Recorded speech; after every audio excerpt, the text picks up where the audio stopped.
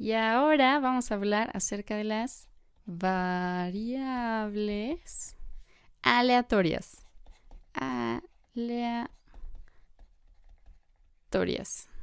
Y bueno, la verdad es que no estoy completamente segura de que este nombre sea muy didáctico. O sea, porque la palabra variable ya la usamos muchísimo, pero en otro contexto completamente distinto. O sea, ¿a poco no cuando te hablan de una variable te acuerdas de, no sé, por ejemplo, una ecuación que dice 3 es igual a x más 5, donde lo que uno tiene que hacer es despejar la variable x para encontrar qué valor tiene que tomar? O, por ejemplo, cuando estamos en geometría y tenemos y igual a 5x más 7. Donde, bueno, aquí, si no tomamos en cuenta esta ecuación, tenemos dos variables y pues pueden tomar una infinidad de valores, pero están como que muy relacionadas estas dos variables. O sea, si en algún punto decidimos que x vale tanto, entonces eso implica que y vale otra cosa. Bueno, pero las variables aleatorias no son como estas variables. Las variables aleatorias sí son variables en el sentido de que pueden tomar muchísimos valores distintos y que ahorita en este momento no sabes cuánto vale, pero son distintas de las variables a las que estamos acostumbrados porque nunca jamás vamos a tratar de encontrar cuánto realmente vale. ¿Ok? Va a ser como una incógnita para nosotros, porque en realidad su valor generalmente es aleatorio. Y bueno, en cuestión de notación, generalmente, digo no siempre, pero muchísimas veces, se denota a las variables aleatorias con letras mayúsculas, no con letras minúsculas como estas. Y pues la forma más típica es una letra X mayúscula. Aunque claro que también se encuentran por ahí con Y's y hasta con P's minúsculas y muchas otras cosas. Pero bueno, en el fondo, una variable aleatoria, más que ser como una variable aritmética, es una especie de función del mundo de los sucesos aleatorios a un número real. Por ejemplo, un suceso aleatorio puede ser si va a llover mañana o no, ¿ok? Entonces vamos a ponerlo por aquí. Llueve mañana.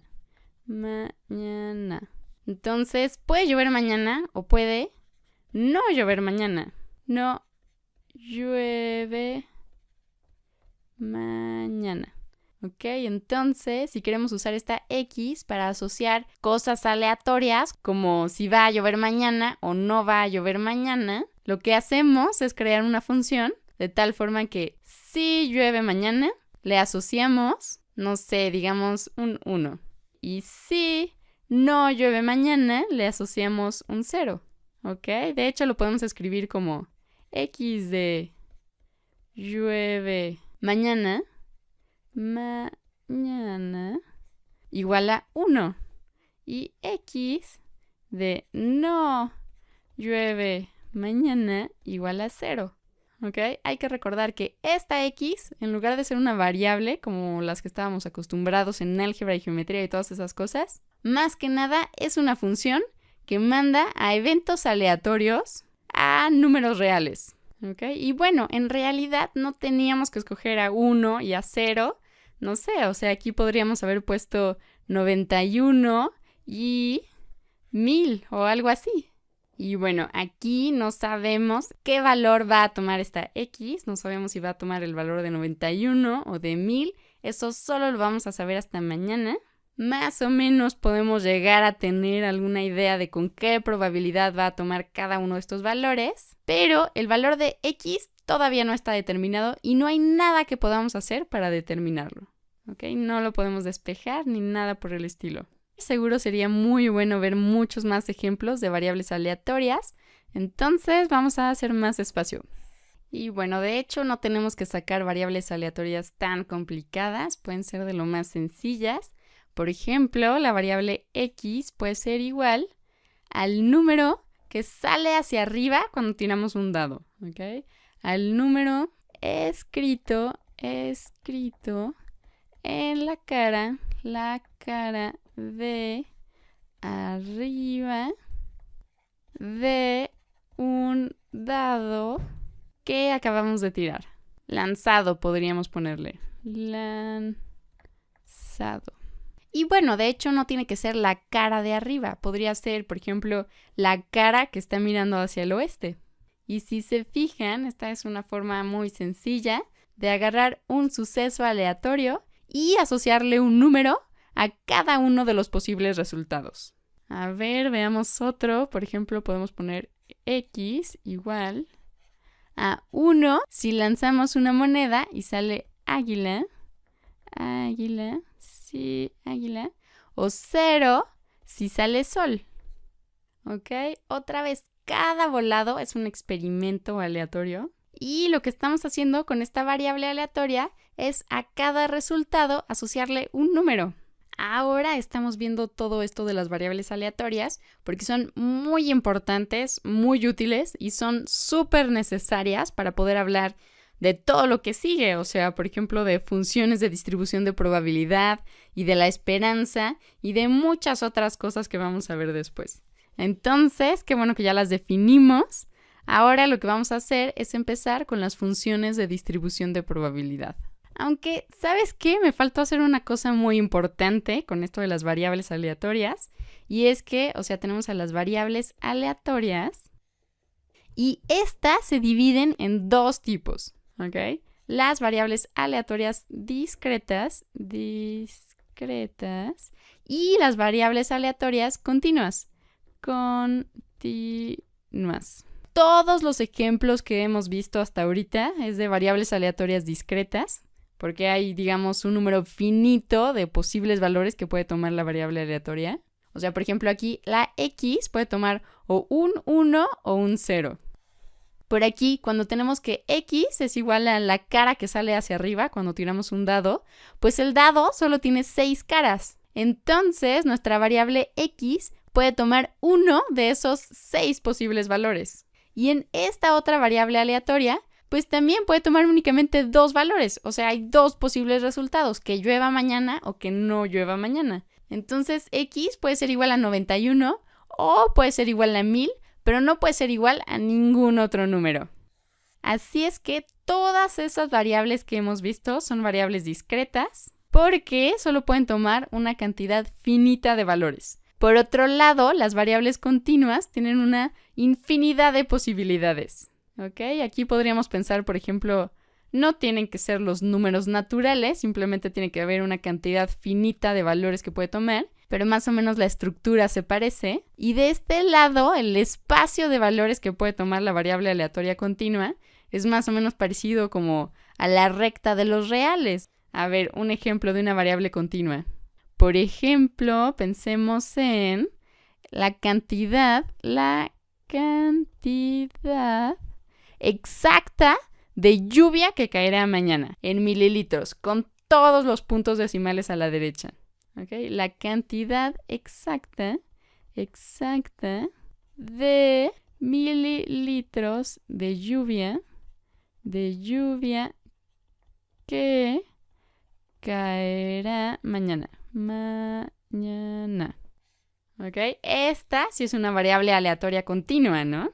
O sea, porque aquí no se trata de si caerán 3000 mililitros de lluvia mañana, ni de si caerán 3001 mililitros de lluvia mañana. O sea, queremos la cantidad exacta de mililitros.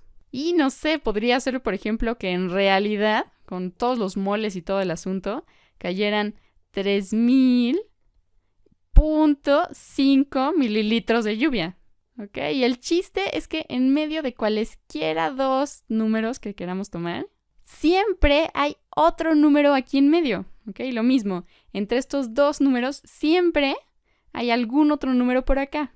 Y lo mismo pasa entre estos dos números y entre estos y entre estos y entre estos, siempre hay un numerito por acá. Y siempre puede ser que en lugar de que caigan 3000 mililitros de lluvia mañana, caiga una milésima de gota más. Y entonces, en realidad, la cantidad exacta de lluvia esté por aquí en lugar de por acá. La diferencia entre las variables discretas y las variables continuas es que las discretas tienen un número finito de valores que pueden tomar y las continuas tienen un número infinito. Y además vamos a ver que tienen distintas funciones asociadas Las dos tienen funciones de distribución de probabilidad, pero, por ejemplo, las variables aleatorias discretas tienen una cosa que se llama función de masa de probabilidad y las funciones continuas tienen una función de densidad de probabilidad, ¿ok? Que son lo mismo, son análogas, representan exactamente lo mismo, pero que tienen que ser distintas por el tipo de valores que puede tomar la variable aleatoria, ¿ok? Lo vamos a ver muy pronto. Así es que vamos a empezar por las variables discretas, que son todos los ejemplos que vimos al principio del video, donde solo se pueden tomar una cantidad finita de valores. Ok, y vamos a ver su función de masa de probabilidad.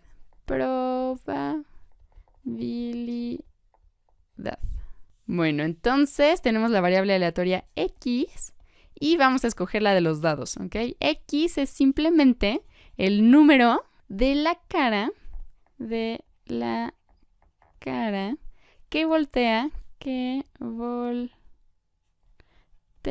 hacia arriba, después de tirar un dado. Después de tirar el dado. Ok, entonces vamos a poner por aquí el eje de las X. Y en el eje de las X vamos a poner todos los posibles valores que puede tomar la variable X. Entonces el dado es un dado justo. ¿Y qué significa eso de que sea justo? Es que tiene números del 1 al 6 en cada una de sus caras y que a la hora de tirarlo, cualquiera de las caras puede ser la que salga hacia arriba con la misma probabilidad. ¿Ok? Entonces, X puede tomar el valor de 1, 2, 3, 4, 5 o 6. Y en el eje de las Y's, este eje, vamos a colocar la probabilidad con la que X toma cada uno de estos valores. Así es que X toma el valor de 1 si el dado cae con el número 1 mirando hacia arriba. Y como es un dado justo, la probabilidad de que el dado caiga con el 1 hacia arriba es de 1/6.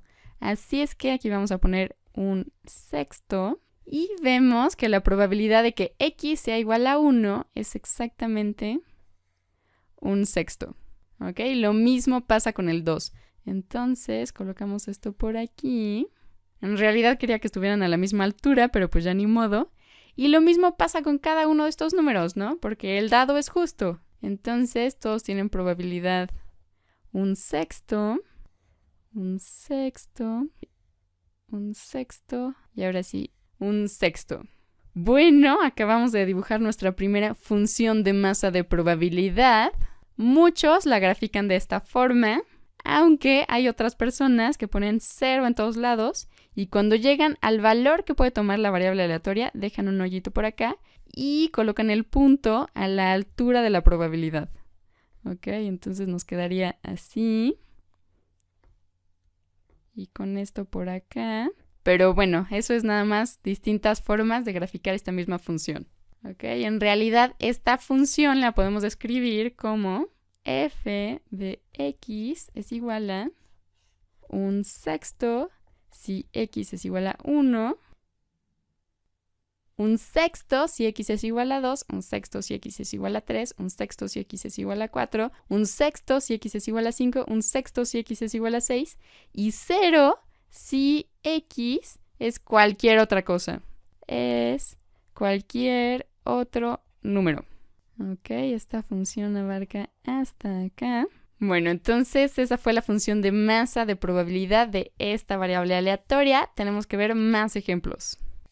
A ver, ahora tenemos a la variable x igual a 1 si sale águila, en un volado con una moneda justa y 0 si sale sol. Si sale sol en ese volado con moneda justa. Entonces, su función de masa de probabilidad, vamos a graficarla. Por aquí está el eje de las X, en donde ponemos los posibles valores de X, que son 0 y 1. y el eje de las Y's por acá, donde ponemos la probabilidad con la que X toma cada uno de estos valores. Bien, entonces, como estamos tirando una moneda justa, la probabilidad de que nos salga águila en ese volado es 1/2. Y entonces, como X es igual a 1, si sale águila, entonces la probabilidad de que X sea igual a 1 es 1/2. 1/2. Y lo mismo, la probabilidad de que en ese volado salga un sol es 1/2, así es que la probabilidad de que X sea igual a 0 también es 1/2. Y X no puede tomar ningún otro valor, o sea que toma todos estos valores con probabilidad 0, así es que estamos dibujando bien la gráfica. Toma el 0 con probabilidad 1/2, después todos estos valores los toma con probabilidad 0, y en el 1 vuelve a saltar esta función muchísimo, y el resto de los números los toma con probabilidad 0. ¿Ok? Entonces tenemos aquí a la gráfica de la función de masa de probabilidad de esta variable aleatoria. Y vamos a ver más. Vamos a ver qué pasa si nosotros tenemos una variable X y sabemos que X es igual al número que sale hacia arriba a la hora de tirar un dado. ¿Ok? Pero en realidad no sabemos si ese dado es justo o si fue cargado o si alguien lo modificó de alguna forma. Lo único que sabemos es cuál es su función de masa de probabilidad. ¿Ok? Y la tenemos dibujada por acá. Aquí está el 1, 2, 3, 4, 5 y 6. Y tenemos que la probabilidad con la que X es igual a 1 es igual a 1/6, o sea que está por acá. También nos dicen que la probabilidad de que X sea igual a 2 es 0, ¿ok? Así es que nunca jamás sale un 2 cuando tiramos ese dado. Y también podemos ver que la probabilidad de que salga 3, 4 o 5 es igual a 1/6. Sin embargo, la probabilidad de que nos salga un 6 está loquísimo, pero está altísima, ¿ok? Es de 2/6. Así es que nos dan la función de masa de probabilidad. Sabemos que X es exactamente igual al número que sale hacia arriba.